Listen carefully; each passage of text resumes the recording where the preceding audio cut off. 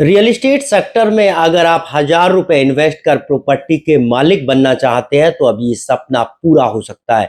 आखिरकार क्या ये योजना है और क्या ऐसा वाकई में ही पॉसिबल हो सकता है और क्या कुछ इसमें रिक्वायरमेंट होती है, इन तमाम चीज़ों पर बातचीत करने के लिए हमारे साथ सीए अमित गुप्ता जी हैं। उन्हीं से जानने की कोशिश करते हैं। सर, अगर कोई हजार रुपए से कम किसी के पास है और वो रियल एस्टेट में इन्वेस्ट करना चाहता है तो क्या ये पॉसिबल है?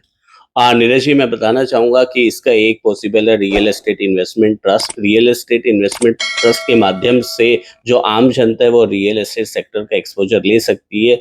ये एक ऐसा ट्रस्ट होता है कि जो रियल एस्टेट प्रॉपर्टीज़ में इन्वेस्ट करता है और वो उन प्रॉपर्टी में इन्वेस्ट करता है जहाँ से रेगुलर इनकम जनरेट होती है। तो इसमें और म्यूचुअल फंड्स में केवल एक ही डिफ़रेंस है कि म्यूचुअल फंड्स में जो कंपनी पैसा कलेक्ट करती है, इकट्ठा करती है, वो पैसा शेयर और बॉन्ड्स में इन्वेस्ट होता है। और जो रीट है, ये इसको शॉर्ट फॉर्म में रीट बोलते हैं, रियल एस्टेट इन्वेस्टमेंट ट्रस्ट। इसके अंदर जो पैसा इकट्ठा होता है वो ऐसी प्रॉपर्टीज या ऐसे प्रोजेक्ट में इन्वेस्ट होता है जहाँ से रेगुलर इनकम जनरेट होती है, जैसे कि ऑफिस स्पेसेस हुए, मॉल्स हुए। तो मैं ये कहना चाहूँगा कि ये एक ऐसा माध्यम है जिसके अंतर्गत एक बहुत बड़ी पूंजी ये ट्रस्ट इकट्ठा करते हैं, उस पूंजी को अलग-अलग प्रोजेक्ट में इन्वेस्ट करते हैं, वहाँ से रेगुलर इनकम आती है, उस रेगुलर इनकम को वो अपने जो भी यूनिट होल्डर्स है उनके अंदर डिवाइड कर देते हैं। तो आपका ये कहना कि एक किसी आम इंसान के पास हज़ार रुपए से भी उसको ये स्टार्ट करना है, वो कर सकता है और जितना भी करना चाहिए उतना वो कर सकता है। इंडिया की अगर खास तौर पर बात करें या फिर दिल्ली एनसीआर की बात करें तो इस तरह के कितने ट्रस्ट जो है वो काम कर रहे हैं जो जिनमें लोग इन्वेस्ट कर सकते नीरज जी, मैं बताना चाहूँगा जो ये रियल एस्टेट इन्वेस्टमेंट ट्रस्ट है, ये सेबी से इनको परमिशन मिलती है और सेबी के अंडर ये सब आते हैं। और जो मैक्सिमम बड़े रियल एस्टेट ट्रस्ट है वो स्टॉक एक्सचेंज के अंडर लिस्टेड है। तो ये जो पूरा सेगमेंट है इसमें इसमें काफ़ी इंडिया में 2019 से काफ़ी ट्रस्ट बने हैं और जो कि लिस्ट भी हुए हैं। कुछ ऐसे भी ट्रस्ट है जो अनलिस्टेड है, बट अगर किसी भी आम आदमी को इन्वेस्ट करना है तो वो लिस्टेड ट्रस्ट के माध्यम से इन्वेस्ट कर सकता है। उसके लिए सिंपल उसको अपना डीमैट अकाउंट ओपन करना है और even with a single unit one can invest into this real estate investment trust. हैं। अगर ट्रस्ट के जरिए कोई इन्वेस्टमेंट करता है और डायरेक्ट प्रॉपर्टी में इन्वेस्ट करता है तो इन दोनों में क्या फ़र्क आप देखते नीरज जी, जैसे कि आपने स्टार्ट ही इंटरव्यू की कि अगर कोई 1,000 रुपए में भी एक्सपोज़र चाहता है तो वो कैसे पॉसिबल है? तो मैं मेरा मानना है कि अगर वो किसी डायरेक्ट प्रॉपर्टी में करता है तो आपको पता है एक बहुत बड़ी पूँजी चाहिए और उस पूँजी के साथ-साथ उसको मेंटेन करने का भी उस जो परचेज़र है, बायर है, उसको पूरा मैनेज करना है। और जब उसको किसी भी समय पैसे की रिक्वायरमेंट होगी, उस समय बायर को ढूँढना और पूरी प्रॉपर्टी को सेल करना, ये सब चैलेंजेस फेस होंगे, उसमें एप्रिसिएशन आएगा, नहीं आएगा, राइट?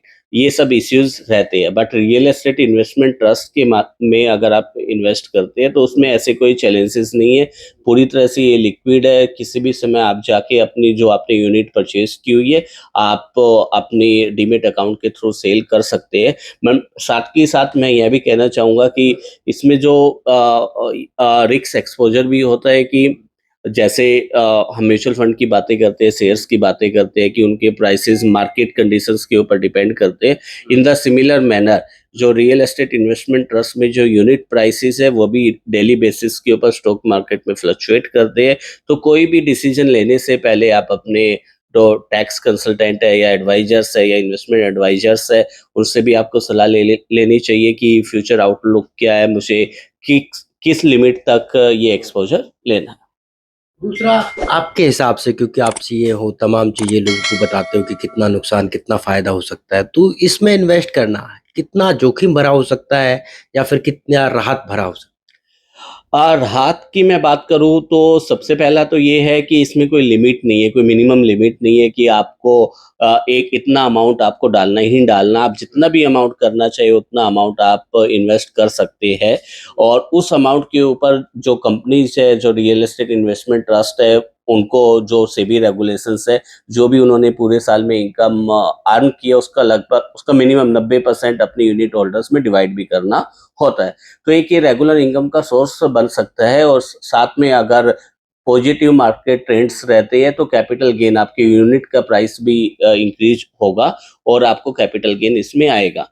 जहाँ तक जोखिम की बात है, अगेन मैं फिर से कहना चाहूँगा कि ये सब मार्केट लिंक्ड प्रोडक्ट है और अगर फ्यूचर में या फिर रिवर्स सिनेरियो बनते हैं तो डेफिनेटली पैसा आपका डाउन भी हो सकता है।